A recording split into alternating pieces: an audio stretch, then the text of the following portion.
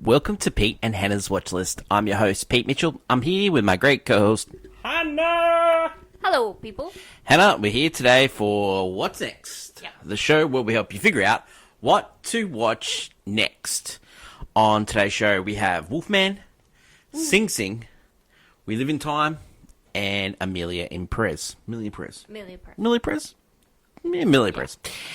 But before we begin, let us tell the viewers and the listeners what they should do. Could you pretty please leave a like and subscribe to the channel? Subscribe. Leave a comment down below your feedback on this show, any of our other shows, thoughts, feelings, criticisms, all that. Welcome. Hit the notification button and you'll get great content like this one, including AFI Top 100 10 Year Revisited, Midnight Cowboy. That's what we did this week.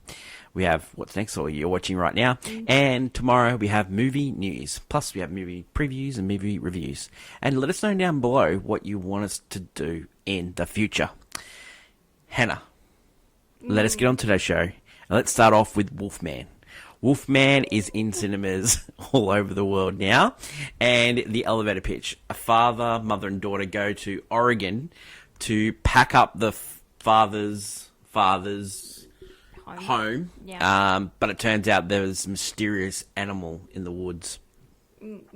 This is directed by Lee Winnell, who did Invisible Man. He also did a cool movie called Upgrade. He's Australian. He used to be the entertainment reporter for a show called Recovery, which was like after Rage, which is a musical show over here.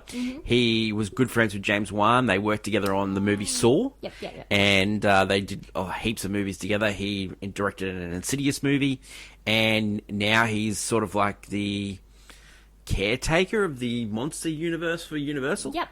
And so that's the famous universe that Tom Cruise tried to put together a few years ago with Universal. Didn't turn out great. Really bad picture where they photoshopped it. Yeah, Russell Crowe. You've also got Johnny Depp. Yeah, it just didn't turn out great.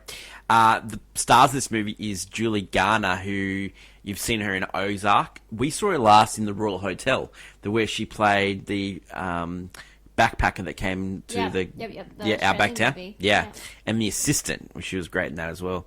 And Christopher Abbott, which we last saw in Poor Things, and he was also in Craven the Hunter, and he plays the title role of Wolfman. Oh, okay. New star here, young lady called Matilda Firth. She's British. And she plays the daughter, and she does a really good job in this movie. Reasons to see this movie. Lee Winnell, you can just tell he's like just a movie fan, because the way he sets this movie up, you can tell that he loves this genre. That he did great with Invisible Man. I think he did some really good work here. The tension that he builds throughout the movie with the music and the special effects, the makeup here. It's a sort of like stripped back version of Wolfman. I don't know if you've ever seen the version of Wolf with Jack Nicholson, Michelle Pfeiffer, and James Spader as playing the two wolves. No. That is a more far-fetched version than this. Other than this is sort of like, your Batman Begins to your Batman Forever. That sort of situation going on here. I can see why people don't like this movie. The relationship between Julie Garner and Christopher Abbott just does not work at all. They're supposed to be husband and wife, and they've got absolutely no chemistry. Julie Garner, she is normally a great actress, and she does play the femme fatale really well, as in the person that you're getting chased, and she does play that role really. Final female, final girl. She does play that really well, but she has no relationship with the daughter. She has no relationship with the husband. That would work at all. It probably would have worked better if she was like, the nanny or a long relation coming to help look after the child, because it just doesn't work that these two are romantic leads at all. I can see why people don't like this movie, but I actually liked it. It is a perfect streaming movie, and I would rate this a golf clap because I had a really good time. It is gory in parts, and it is definitely far-fetched, but I like what Lee Winnell does. He did a great job with The Invisible Man, and I think he deserves another movie. Invisible Man did find its audience. People like that movie. And it was sort of was like sidetracked because of COVID, because it was the last movie that got released before COVID, and so it didn't really find that, that love, because that was a really successful movie for both Blumhouse and also Blumhouse had an okay year last year. Their last big hit was actually FNAF. Yeah, of course. And then they're making two soon. They also got the Megan one, which is coming out. Yeah, Megan 2.0. So, hopefully, this works. These movies are really cheap to make. Like, it was only $35 million. It was produced in New Zealand, which, New Zealand's a wonderful place, and it looks amazing. I think they used it for Megan as well. Yeah, New Zealand, yeah. It's a really go-to area because it's like you can use that sort of northwestern. Like a country bumpkin town. Yeah, you can use it's all like the Portland, Oregon sort of look because it's got the pine trees and the little lakes and stuff. It looks a lot, but it's a lot cheaper with the currency exchange. Wolfman is in cinemas all around the world now. The next movie we're going to talk about is Sing Sing. It's been touted as an Oscar contender. The elevator pitch. Sing Sing Prison theatre program is to give prisoners hope and teach them abilities to manage their problems. Yeah. Stars. Coleman Domingo, Colour Purple. It also has Clarence Maiden, who helped write this one, and he came up with a story for this movie. It's based on Sing Sing Follies, a book, and this is directed by Greg Quita, who did Transpocus, and he also did the little indie hit. It's a really good movie. It's called Jockey. This movie has a really interesting way it came funded. Everyone was paid, and I've talked about this in Clickbait before, but everyone was paid equally. Yep. And you only get paid a little bit extra if you do extra work. So, like Coleman Domingo, when he does press for this movie, he gets paid a little bit extra for doing the press, and then all the people get paid as soon as the movie gets picked up by a streaming service. They get paid that movie, and everyone gets paid individually and equally for what their point of view. Yeah. So it's a really interesting way. Reasons to see this, Hannah. I think that Coleman Domingo is absolutely transfixed in this movie. I just love him. He actually puts me in there. I'm rooting for him in the whole movie. It's an uplifting adult drama. Yeah, no, he's like a great actor. Like he's amazing. Generally speaking, like if you're like, where are the great actors at the moment? Because there's like movie stars, but yeah, he's a great actor. No, he's great. And this movie, it's that adult drama. We don't that adult drama that in this race for Oscar winners, a lot of them don't really fit into that normal Oscar. Like, this isn't Oscar bait. This is just like adult drama. Usually we see a lot. So I find that the recent, what would be nominees don't fit in that category, but this is like that perfect Oscar movie you would see. And that, people should give it a shot. Coleman Domingo, he can play the good guy, he can play the bad guy. We saw him in Colour Purple. He played that really tortured character that did all the that people hate. He tortured, and he's a bad guy. He's a bad guy, but he can do it both. Like a lot of actors can't play the good guy, and or they can't play the bad guy, but he can do it really. He's so elevated in this movie. It's just the only thing that doesn't work for me in this movie, and like it's gonna sound silly because it's a movie about theatre. It's just like the warming up exercises. Like, I was really so involved in the prison story. Like, I think I'm showing my bias here because I love prison movies like Shawshank Redemption, Sony Lock Up, Jean-Claude Van Damme in Death Warrant, Clint Eastwood in Birdman of Alcatraz. There's a Christian Slater movie with Kevin Bacon as the man. It's called Murder in the First Degree, and it's about the mistreatment of Kevin Bacon's character in Alcatraz. I love prison movies, so I'm a little bit biased when it comes to this movie. But the theatre stuff just didn't work for me. Yeah. Like I'm on the other boat. I am sing girl. Because generally speaking, this is you as a kid. Coleman, I was like Coleman Domingo's character when he's in the drama club. It was like that was me. That is you. I was like know-it-all when it came to drama and like you are a know-it-all. Everyone the ropes. You are a know-it-all. Yeah. Okay. Says you. Anyway, like it's a family trait. Again, know-it-all. A family trait. So But yeah, the drama stuff, like the stuff they do in the class, yeah, like that's normal. Yeah. That is what most drama, and having that person that doesn't want to be a part of the exercises, it's like, yeah, that's normal. That's normal. The drama of the drama club, yeah, everything about this is very normal, and it's just yeah, very. I just want this movie to do well because I was invested in all the characters here. Every twist and turn I was there for. I wanted them all to succeed. Like, you know, these people, some of them are criminals, some of them are like doing time for the wrong reasons. You know, they've done some bad things, but you just want them the best for them. And like, I think that the ability of a storyteller is to make sure that you invest into the characters. And for 2 hours, I invested in these characters. I wanted the best for them. And so I really hope, like, you know, there's 10 movies that get nominated every year for Oscars. I hope this one gets nominated, and I hope it does really well. I think I would love more movies like this, you know. And you know, the great thing about this is there's no like, oh, you know, that white person going in there and saving a whole day, you know, like they're saving themselves. You mean the white savior trope? Yeah, so true. It didn't have it. These movies. Yeah, no, they were helping each other.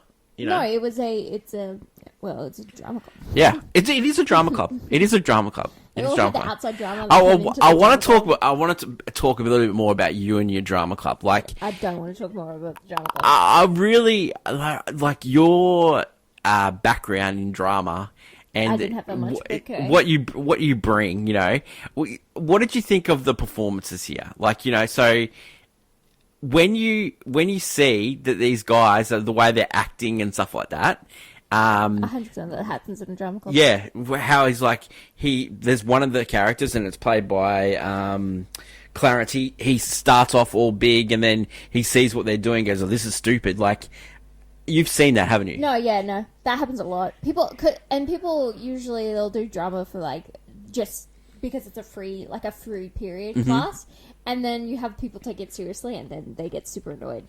And, you know, and then they end up getting roles that you're like, but I'm actually doing the part. Yeah. But, you know, that happens a lot. And it makes no sense because that's how that is. And you just wanted Coleman Domingo to play the Hamlet sort of role. So the play that they choose to do, because they do a play every 6 months, and the last play that they did, the first play that you saw on screen was Midsummer Night's Dream.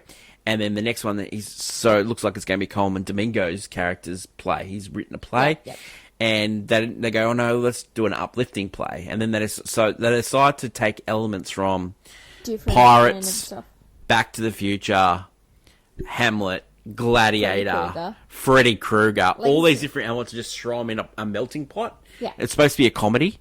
There wasn't much comedic acts. It was really weird. But like, there's a Hamlet sort of role, and you want Coleman Domingo because he does this audition, and it's absolutely amazing. And also, he's a dramatic actor. He doesn't believe in comedy. He's a satire kind of guy. But he's a satire guy. Hey, Hen, what do you think people should do with this movie? Watch or Mitch? They should definitely watch this one. I think it's a watch. It's that drama that comes every so often, and it's a really nice one. Yeah, definitely uplifting. Definitely a good 2 hours at the movie theater. Rating for this one, Hen. What are you thinking? I think it's golf club. I think it's a really solid golf club. Yeah, a story that you care about it at the end. I think empathy. I think if I was doing my top 10 movies again, because we didn't get this movie until this year, if I was doing my top 10 movies again, it'd be my top 10 movies of 2024. Yeah, 100%. Sing Sing is in limited release in Australia, and it's just been given a wide release in the US. Which is good. Sing Sing. The next movie we're going to talk about is Emila Perez. Okay. Emila Perez is about a lawyer, Rita, who must facilitate a gender reassignment surgery for a Mexican drug cartel kingpin. What an elevator pitch. It stars Zoe Saldana, we've seen her in Avatar and Guardians of the Galaxy. Selena Gomez from Wizards of Waverly Place. The title role of Emila Perez is played by Carla Sofia. She was the star of Harina, which is a TV show. It's directed by Jacques Honorad, who did Rust and Bone and Sisters Brothers, which starred John C. Reilly. Yeah. Edgar Ramirez, you've seen him from plenty of shows. He last we saw him was in Borderlands, which I didn't see much of it. I fell asleep. Reasons 2. God, this is a tough slog. This- There is a story in here that probably would have worked, but it doesn't work. Yeah, no. So this movie also pretends to be a musical as well. Yeah, there's musical I elements. find that there's a mockery at play with a lot of things. It's definitely my reason not to see this movie. When you there's a lot of drama concerning this movie because it's this one of the lead runners in the Best Picture. Oscar race. Yep. Yeah, and it won Golden Globes, and you're thinking, where has this movie been? And then you're finding out stuff about the director. He didn't really research Yep. the movie. He has no ties or any connection to the stories he's writing because there's a whole story about someone transitioning. Yep. You have a whole plot of people who go missing in Mexico, which is a real thing. It's real important, sorry. And the way this guy's from France. And then the way, and then the music is not even like, it doesn't elevate the story. No. It's more played for show. It's And played like an offbeat note. it's really off-putting, and I don't know if it's supposed to be funny, this movie, or if I'm supposed to take it seriously because it kind of just mocks itself every 5 Well, seconds. the end Are bit. you mocking me? Like, Yeah, it seems it's supposed to be funny, but not only that, it's just the way the movie doesn't really say anything Hmm. because there's this idea of this character does horrible things, and then when they start their life anew, are we supposed to? And then they do good. Are we supposed to, thank them or Yep. relate to them or understand them or? Yep. He didn't. Like the character never did time for anything they did wrong. So it just seems odd. And the film it's not fun to watch. And it didn't help that we saw it the first day it came out here in Australia, and it was in one of the biggest cinemas because it's not around in many. cinemas, yeah. We saw it and there was no one there. It was just me and you, yeah. Yep. I think people are now getting a little bit scared off by this movie Yeah. as well. Yeah, the critics negative, patrons have seen this movie. It's negative. It's now available on Netflix in the States. And people are noticing there's a lot of flaws. Yeah.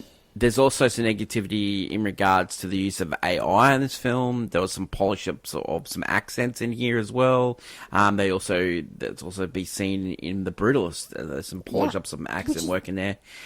So both two best pictures, like high, like Emila Perez is right up there with The Brutalist and Honora for like the favourites. Yep. And there's 2 knocks on those, and there's also a knock on Honora for the not using a on-set person to oversee the intimacy. Yeah, the intimacy coordinator. So it's a real tough year. I like it. So For me, reasons not to see, like, the music just doesn't work for me at all. I did not know who to root for. Sometimes you don't have to root for someone in this movie, but no, they're all bad characters. Yeah. They're all bad. I agree. Like people. Like they're doing bad things. The only one who's kind of not at fault is like Selena Gomez's character, but even then she's yeah. I think the Emila Perez's lover, I feel sorry for her.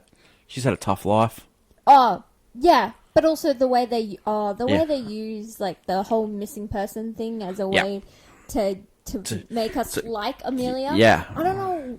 Yeah, to like Amelia. Yeah, I know. It's like trying to like this movie. Like you're trying to get me to like this movie. I can't do it. I'll never watch this movie again, and I cannot rate it highly enough to say miss. Like, don't bother. You're hearing all the controversy. You want to see? No, miss it. You don't. The only saving grace of this movie is Zoe Saldana. I love her. It's not Zoe Saldana. I think I'm looking at Zoe Saldana and I'm thinking she's done better work elsewhere. She has. She, you know what? I hate to say it. She did better work in Avatar. Yep. Not Avatar 2. She's actually really bad at it. But in the first one. What are you going to give this one? I don't know. I fell asleep. Well, okay. I fell asleep. Just because it's a bad movie. It is. I can't praise anything because if you start praising it, I'm start questioning. Yeah. Yeah. It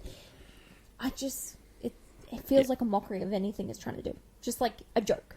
A joke's been played on me. Emila Perez is in limited release in Australia, and it is available on Netflix in the US. Yeah. The next movie we're going to talk about is We Live in Time. Finally getting in Australia. Elevator pitch. A chef runs over a Weet-Bix salesperson, and they fall in love. I love Weet-Bix. I love Wimpy. I I had to Wimpy. mention that when I was doing this.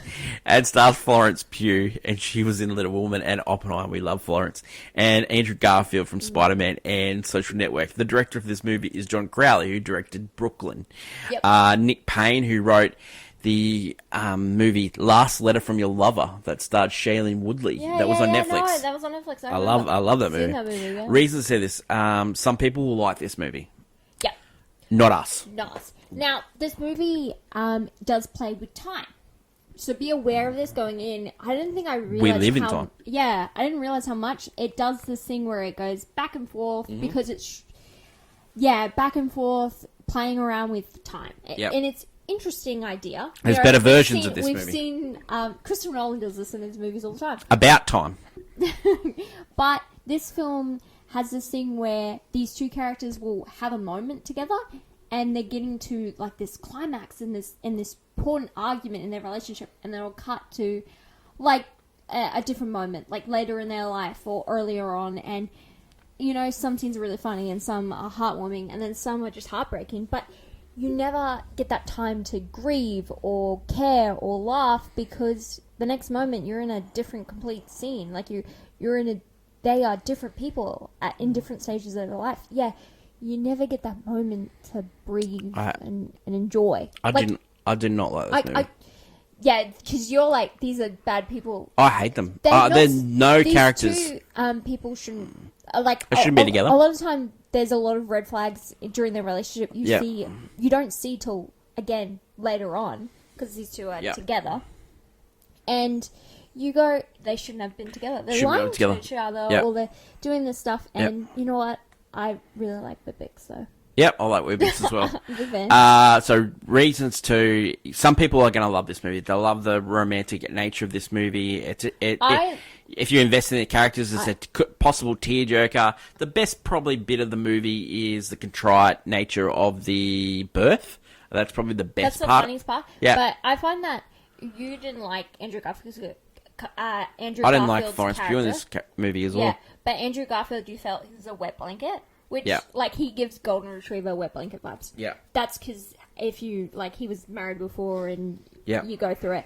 But I find that his performance is really good. And then Florence Pugh's character, because she's kind of just a horrible person, you kind of, like, you're like, oh, this, yeah. Yeah. It's just, it's one of those movies that people are going to have opinions about. And yeah, there'll be a small crowd that just go, "Oh my god, I love this movie." Yeah, there is a crowd that's gonna love it. Yeah, but then there's a lot of people like, I don't know why I went back and forth so much. I'll never watch this movie again. No, I won't. And it is a total miss for me. And it is, I fell asleep. And you know what? I probably rate Emila Perez above this movie. No, I tell you, no, I hated this movie. I can't stand Emila Perez. I hated this movie. I know, and I didn't like it either. But I can't stand. Well, there was elements of Emila Perez that I sort of liked. I dig the story of, you know, they didn't do it great, but the story of a Mexican cartel wanting to be a woman and doing that, and then trying to claim back his life in some other way. Like, she was amazing in it, I thought, but this movie had just absolutely no redeeming thing about Florence Pugh's character or Andrew Garfield's character. I felt sorry for the kid that they have. There was some really... I found there was just really good Garfield moments in this movie. She does something in this movie. It's just... But there's like... Top 5 hated things I saw in movies in 2024. Yeah. He's really good. That is it for today's show. We have covered a big sloth of movies with Wolfman, Sing Sing, Emila Perez, and We Live in Time. Over the next couple of days, we'll be dropping 60-second movie reviews as well, and that'll be available on all our social media platforms. Yeah. Don't forget, tomorrow we have movie news and clickbait. Hoo-ha. Is that my turn? No, it's my turn. Oh, wow, cool. Hoo-ha. Also, clickbait headlines, and Hannah will preview the movies that we're watching next week. Yes. That is my lovely co-host, Hannah. Don't forget to like, follow, and subscribe. Long live cinema. And until we meet again, it's bye for now. Bye.